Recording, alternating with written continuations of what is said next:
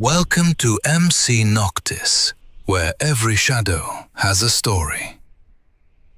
At 1:43 in the morning, the security camera inside Morrow Funeral Home showed a dead woman lying behind a white curtain. At 1:44, the curtain had not moved, the door had not opened, and the camera had recorded no motion. Yet, the table was empty. Evan Shaw watched the footage later, pausing between frames, searching for the moment she sat up. There was no such moment. In one image, her hands rested over her chest. In the next, those same hands were visible beneath the curtain, hanging at her sides. By then, two of Evan's co-workers were already dead. The ventilation fan had stopped, and something, wrapped in burial paper, was moving through the dark whenever the room fell silent between one breath and the next.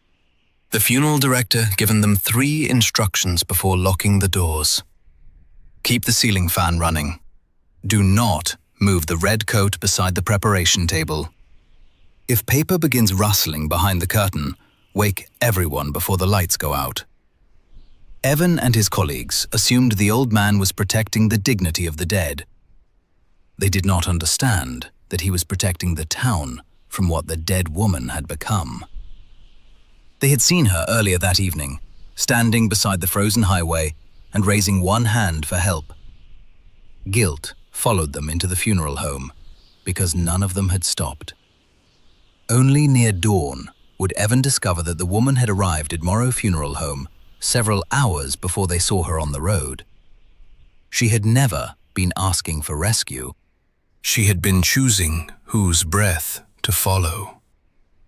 This is a story about the disorder that begins when a body is left between death and burial, watched by people who do not know what they are guarding. It is also about the excuses people make when survival requires someone else to remain behind. So if you ever wake in an unfamiliar room and hear burial paper moving where no one should be standing, do not call out. Hold your breath and listen for the footsteps that stop when you do. The ice storm found Evan Shaw and his co-workers on Route 9, 30 miles from the Ohio state line. They had spent 3 days demonstrating hospital equipment at a trade conference and were driving home in a rented van, tired enough that every conversation had become an argument. Logan Pierce drove because he trusted no one else with schedules. Priya Nair sat beside him, checking road closures on her phone, while Marcus Bell slept across the rear seats. Evan watched freezing rain collect on the windows and tried to slow his breathing before the pressure in his chest became another panic attack. The woman appeared beyond the headlights. She stood on the shoulder in a red coat, bareheaded despite the storm, with one arm raised. Logan saw her early enough to brake, but instead he locked the doors and moved into the opposite lane. Priya told him to stop. "There's no vehicle," Logan said. "No house, it could be a setup." Evan lowered his window less than an inch and shouted that they would call for help. The woman turned toward him. Her face was pale and calm, and burial paper showed beneath one sleeve like a white cuff. She did not ask them to stop. She drew a breath. The van filled with the smell of lilies and cold soil. Logan accelerated. In the mirror, the woman remained in the road long after distance should have swallowed her. Evan watched until a bend took her from view, telling himself that calling emergency services at the next signal would be almost the same as helping. They never found a signal. 20 minutes later, a fallen utility pole blocked the highway. The only motel in the nearest town displayed no vacancy. Although its parking lot held 3 cars, Logan pounded on the office door until an unseen person switched off the light. Morrow Funeral Home stood across the street with a lamp burning above its porch.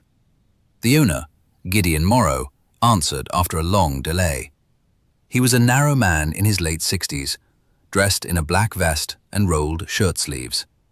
When Logan explained the road closure, Gideon looked past him toward the van, then toward the sycamores along Route 9. "How many of you saw her?" he asked. No one had mentioned the woman. Gideon covered the question with a cough and said the residential rooms upstairs were under repair. They could sleep in the side parlor until the road reopened, provided they respected the work being done in the adjoining preparation room.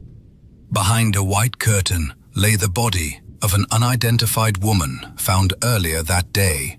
Her red coat had been folded beside the table. Evan recognized one broken button near the collar. Before he could speak, Gideon drew the curtain closed and turned on the ceiling fan.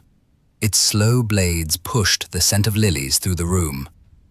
"Whatever happens tonight," the funeral director said, "do not let the air become still." Gideon gave them blankets and arranged 4 folding cots in the side parlor. Only a sliding partition separated the room from the preparation area. The white curtain was visible through its glass panels, stirring faintly beneath the ventilation fan. The funeral director explained that the storm had interrupted the county morgue's power, forcing him to receive the unidentified woman before the paperwork was complete. Her family had not been found, and burial could not occur until the coroner released her. Some of that was true. Evan would not learn which part until morning. Gideon showed Logan the backup generator switch and warned them not to cover the floor vent, even if the room became cold. He also told them to leave the red coat where it lay and to wake everyone if they heard paper moving behind the curtain. Marcus waited until the old man left before laughing. "He thinks we're going to rob a corpse." Priya did not laugh. She had seen the broken button and recognized the woman from the road. Logan insisted that the similarity meant nothing. The body had been found before they entered town, and grief made people resemble one another in poor light. "We didn't stop long enough to know what she looked like," he said. The sentence quieted the room because it was true for the wrong reason. At 11:30, Gideon announced that he needed to check the generator shed before the ice worsened. Evan heard the front lock turn after he left. When he tried the handle, it would not open from inside. Logan dismissed the concern. Funeral homes locked automatically, he said, and Gideon would return within minutes. An hour passed. The ceiling fan continued turning, but the air beneath it felt heavier. Every few minutes, the security monitor mounted near the partition flickered. Its 4 camera views showed the porch, the hall, the preparation room, and the parking lot. Evan noticed that the preparation room feed was missing time. The clock advanced normally, yet the curtain occupied a slightly different position after each flicker. At first, the changes were too small to prove. Then, a pale hand appeared below the fabric. Priya came to stand beside him. "Was that there before?" Evan rewound the footage. In one frame, the body lay on the table.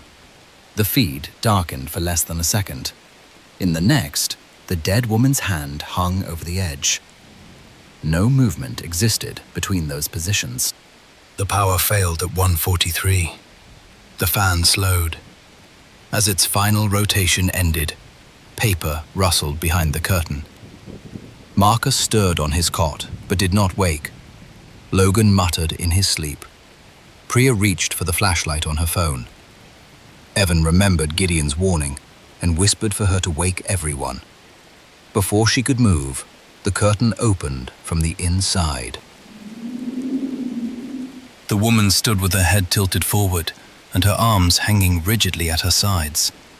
White burial paper had been wrapped beneath her dress, and every small movement produced the dry rustling Evan had heard through the partition.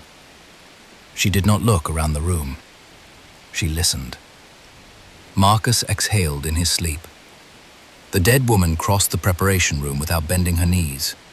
Her movement was not slow, but incomplete, as if the darkness removed all the positions between one step and the next. She appeared at the partition, then beside Marcus's cot, without occupying the floor between them. Evan's panic urged him to gasp. Instead, he pressed his tongue to the roof of his mouth and used the breathing exercise he had practiced for years. In through the nose, quiet and shallow, then hold. The woman bent over Marcus. His breath emerged as a pale cloud despite the heated room. It rose into her open mouth. Marcus's chest sank a little farther with each exhalation, while the dead woman's shoulders slowly loosened and her neck became capable of turning. Priya saw it too. Her phone trembled in her hand. The screen lit her face. The corpse turned toward her. Evan covered Priya's mouth before fear could become sound. The woman stood motionless, head angled as though trying to locate them by the pressure of air against her face. Priya held her breath. After several seconds, the corpse returned to Marcus. Logan woke at the worst possible moment. He sat up, demanded to know why the power was out, and released a full lungful of warm breath. The dead woman crossed the room. Logan threw himself from the cot. Her rigid hands closed on the blanket where his throat had been. Priya screamed, and the room erupted into movement. Marcus did not rise. Evan pulled Priya toward the hallway while Logan shoved the cot behind them. The corpse struck it without slowing. Metal folded against the wall. They reached the corridor and slammed the partition. The dead woman stopped on the other side of the glass, listening to their breathing. For a moment, all three remained still. Then Logan seized Marcus's abandoned blanket and pushed it through the opening at the bottom of the partition. Air trapped in the fabric carried the sleeping man's scent. The corpse turned back toward the cot. Priya stared at Logan. "You gave her Marcus." Marcus was already dead. No one knew whether that was true when Logan made the choice. The security monitor returned on emergency power. Its preparation room view showed Marcus lying alone. The corpse was no longer visible. On the hallway camera, she stood directly behind them. Evan saw the corpse on the monitor before he felt burial paper brush the back of his coat. He dropped to the floor and pulled Priya with him. Logan ran without warning, abandoning them in the hallway. The dead woman followed the loudest breath. Her steps struck the tiles with a stiff, astonishing rhythm as she pursued Logan toward Gideon's office. Evan and Priya crawled into the viewing chapel and closed the door without letting the latch click. From the corridor came Logan's ragged breathing, a crash, and then silence. Priya found an intake folder on the chapel desk.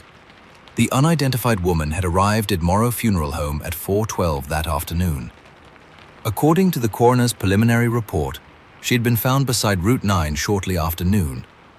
Evan and his co-workers saw her standing on the highway after 8.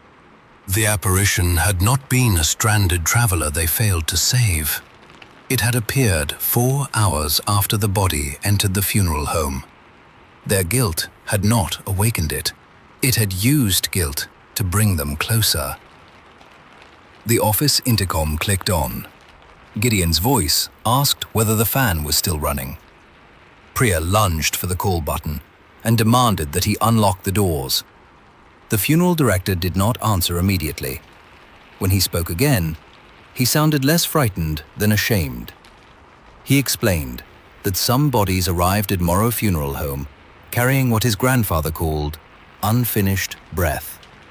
If kept under moving air and watched until burial, they remained still. If the room became silent and the air stopped, the body began searching for enough living breath to complete whatever motion death had interrupted. "How many breaths?" Evan asked. "Usually 4. There were 4 cots. Gideon had known exactly how many people entered his building. Priya understood first. The motel had not been full. Gideon had paid the owner to switch on the sign whenever the woman appeared on Route 9. He had used the corpse's apparition to select travelers, then guided them into the room beside it. "You fed people to her." "I kept her inside one building," Gideon replied. "If she reached the town before sunrise, she would not stop at 4. The intercom went dead. Something struck the chapel door from the hallway. Once, then again. On the third impact, Logan's voice called from outside. "Evan, open the door. She's gone." Priya moved toward the handle. Evan stopped her. The voice beyond the door drew breath through an open mouth. Logan's borrowed voice continued pleading outside the chapel. It repeated details from the conference, then a private joke he had made in the van. Each sentence became more convincing because Priya kept whispering corrections to herself. Evan led her through the vestry and into a narrow service corridor. The funeral home had been expanded around an older residence, leaving doors that opened into unexpected rooms and staircases that ended beneath newer floors. Gideon had locked the obvious exits, but a passage behind the flower storage room reached the basement. They found him beside the generator. The funeral director held the starter cord in one hand and the building's master key in the other. He admitted the power had not failed naturally. He had shut off the generator after the storm damaged the ventilation system because the corpse would eventually force its way beyond the preparation room. 4 sleeping strangers offered a boundary he believed he could control. "Marcus and Logan are dead," Priya said. Gideon's face tightened, but he did not apologize. "Then she needs 2 more. He proposed a bargain. If one of them returned to the side parlor, he would restart the fan and release the other through the loading entrance. Evan looked at the master key. "You said 4 breaths. 4 usually make the body lie down." Usually? Gideon could not promise the corpse would stop after 4. He could promise only that it had done so once before, in 1987, when his father sheltered a stranded family during another ice storm. The word family hung between them. This was not the first time Morrow Funeral Home had turned hospitality into a feeding method. Above their heads, Logan's voice moved through the building. It called from the chapel, then the preparation room, then directly behind the basement door, without any footsteps between. Evan remembered how the corpse had paused when he and Priya held their breath. It did not see in darkness. It followed exhaled air, which explained the ceiling fan and open vents. Moving air scattered a person's breath before the dead woman could locate its source. The corpse struck the basement door. Gideon pulled the generator cord. The engine coughed, but did not start. Priya seized the master key while his attention shifted. Gideon grabbed her wrist, and all 3 began breathing too loudly. The door bent inward. Evan found a carbon dioxide extinguisher mounted near the boiler. When the lock tore loose, he discharged a white cloud into the stairwell. The corpse entered the vapor and turned toward it, as though surrounded by a room full of breathing bodies. Her head snapped from one stream of gas to another. For the first time that night, the dead woman looked confused. Priya pulled the generator cord again. The engine started. Air rushed through the vents, spreading their breath throughout the funeral home. The corpse stopped moving. Then Gideon reached past Priya and shut the generator off. "If you open that loading door," he said, "she will follow you into town." The extinguisher cloud thinned as the fan slowed. Gideon backed toward the boiler room, clutching the starter key. He believed that keeping the corpse inside justified whatever happened to the people trapped with it. Priya asked how many travelers his family had sacrificed. "Enough to keep this town from learning what walks through it at night." The answer carried pride as well as shame. The dead woman turned toward Gideon. He had forgotten to hold his breath. When she crossed the basement, he thrust Priya between them. Priya struck the wall, but Evan caught her before she fell. Gideon ran into the boiler room and locked the steel door, leaving them in the open. The corpse stopped before the steel, as though listening to the frantic breath on the other side. Then she placed both hands against the narrow ventilation grill. Gideon began reciting funeral prayers. The woman answered in his father's voice. "You knew she was awake before they arrived." Gideon stopped praying. The apparition on Route 9 had appeared shortly after the corpse first sat up that afternoon. Gideon had called the motel owner, arranged the force no vacancy sign, and waited for whoever the dead woman selected to cross his porch. He had not merely contained the danger, he had prepared the room.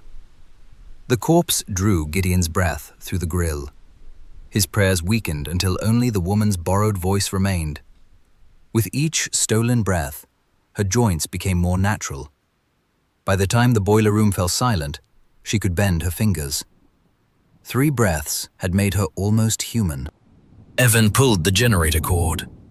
The fan came alive, and the corpse lost track of them in the sudden current. Priya unlocked the loading entrance, while Evan discharged the remaining extinguisher down the opposite corridor. The woman followed the force cloud. They reached the loading bay and raised its heavy door. Freezing air entered beneath it. Beyond the parking lot stood an old sycamore, whose trunk divided into 2 broad columns before joining again. Priya hesitated at the threshold.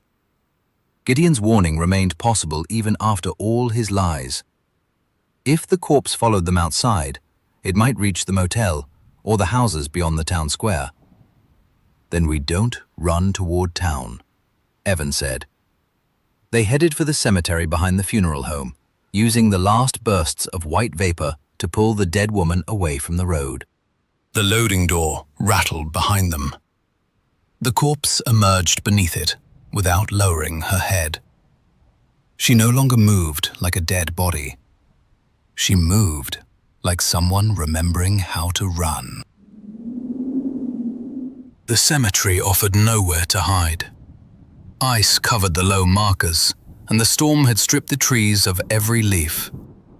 Evan and Priya ran toward the old sycamore, while the corpse followed the vapor spilling from the extinguisher. The canister emptied halfway across the grounds. The dead woman stopped. Without the artificial cloud, she listened for the nearest living breath. Evan pressed a hand over his mouth and slowed himself the way he did during panic attacks. But Priya had been running too hard. Her lungs demanded air, and terror shortened every attempt to hold it. She pushed the empty extinguisher into Evan's hands. "Go around the tree." Before he understood, Priya ran in the opposite direction and shouted. The corpse turned toward her voice. Evan caught Priya's sleeve, refusing to let her make the choice alone. For 1 second they stood together, each trying to push the other toward safety. Then the dead woman appeared behind Priya, without crossing the ground between them. Priya exhaled. The pale cloud entered the corpse's mouth. Her knees bent for the first time. Evan ran, because Priya's final decision would become meaningless if he remained. He reached the sycamore and moved around its divided trunk, keeping the wood between himself and the dead woman. She followed, with rigid arms extended, faster now that 4 stolen breaths moved inside her. Each time Evan changed direction, he released the smallest possible stream of air on the opposite side. The corpse lunged toward it and struck the trunk. Bark split beneath her hands. The eastern sky had begun to pale. Evan's chest burned. His vision narrowed, and the panic he had spent years controlling became a physical force, tearing at his throat. He waited until the corpse stood on the far side of the divided trunk. Then he exhaled everything into the hollow between the 2 columns. The dead woman rushed toward the breath. Both hands plunged into the narrow seam. Her fingers drove deep into the wood and locked there. When she pulled, the arms remained straight, and the body could not turn. She twisted with terrible speed, burial paper crackling beneath the dress, but every movement buried her hands farther. Evan collapsed beyond her reach and drew his first full breath in nearly a minute. The corpse leaned toward him. From her mouth came the warmth of Marcus, Logan, Gideon, and Priya. The 4 breaths she had taken. Evan inhaled before he could stop himself. Sunlight touched the cemetery. The woman became still. For several seconds, nothing moved except Evan's chest. Then, from somewhere inside his lungs. Burial paper rustled. The road reopened shortly after sunrise. Police found Evan unconscious beneath the sycamore and the dead woman standing on the other side, with both hands embedded in the trunk. Marcus, Logan, Priya and Gideon were recovered inside the funeral home. None showed signs of struggle that explained their deaths. The security footage contained only missing intervals and impossible changes of position. The coroner's intake form confirmed what Evan had discovered. The woman had arrived at 4:12 in the afternoon, almost 4 hours before the van encountered her on Route 9. She had never stood beside the highway in a living body. Records hidden in Gideon's office linked several unexplained deaths to nights when Morrow Funeral Home sheltered stranded travelers. The motel owner admitted displaying the false vacancy sign in exchange for cash and silence. He insisted Gideon had convinced him that sacrificing outsiders kept the rest of the town safe. The authorities removed the corpse from the tree at noon. Her fingers had penetrated so deeply that sections of bark came away with them. She was cremated before sunset, and the funeral home was sealed. Evan left Ohio believing the boundary had been restored. 3 weeks later, the police sent him a copy of the security footage. He watched it repeatedly, trying to understand how the corpse crossed each hallway without appearing between positions. Eventually, he noticed that the missing intervals had changed. The first copy showed gaps only when the dead woman moved. The new file lost frames whenever Evan breathed. He contacted the detective, who blamed compression damage. That night, Evan woke, standing in the corridor outside his apartment. He did not remember leaving bed. His bare feet were wet, and a red thread clung to one sleeve. The building's security camera showed him emerge from his apartment at 2:17. In one frame, he stood beside his door. In the next, he was at the far end of the corridor, bending toward the apartment of an adult neighbor who lived alone. No movement existed between those positions. Evan watched himself place one hand against the neighbor's door and listen. The camera feed skipped. His recorded face appeared inches from the lens. His mouth opened. 4 pale clouds of breath emerged before Evan spoke in the dead woman's voice. There is room inside him now. The next morning, investigators returned to the sycamore behind Morrow Funeral Home. The body had been cremated weeks earlier, yet 2 fresh handprints had appeared in the seam of the trunk. The prints faced outward, as if something that had been trapped inside the tree had finally pulled itself free. Evan stopped watching the footage because each viewing created another missing frame. He could no longer trust what happened while the camera was dark. Worse, he could no longer trust the silence between his own breaths. What frightened you more? The corpse that hunted living breath? Or Gideon's belief that strangers could be sacrificed to preserve the safety of his town? Tell me in the comments whether Evan survived the night, or whether the thing behind the curtain simply found a body that could carry it beyond sunrise. Thank you for listening to MC Noctis. If this story stayed with you, please like the video, subscribe to the channel, and share it with someone who knows that guilt can be used as bait. Until our next story, keep the air moving when you sleep somewhere unfamiliar. And if the footsteps stop when you hold your breath, do not assume the thing outside has gone. It may only be listening more carefully.